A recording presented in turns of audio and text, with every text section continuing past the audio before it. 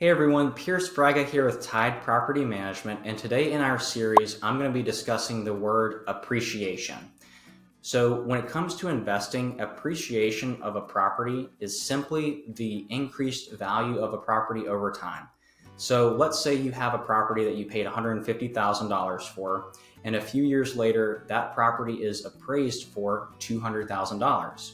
Your appreciation on that property is $50,000. Now, appreciation can go up based off of a multitude of reasons. Maybe the market itself has seen a really huge boom in real estate, or maybe you are adding value to your property by doing renovations, adding square footage. Any of those items are really going to help appreciate a property.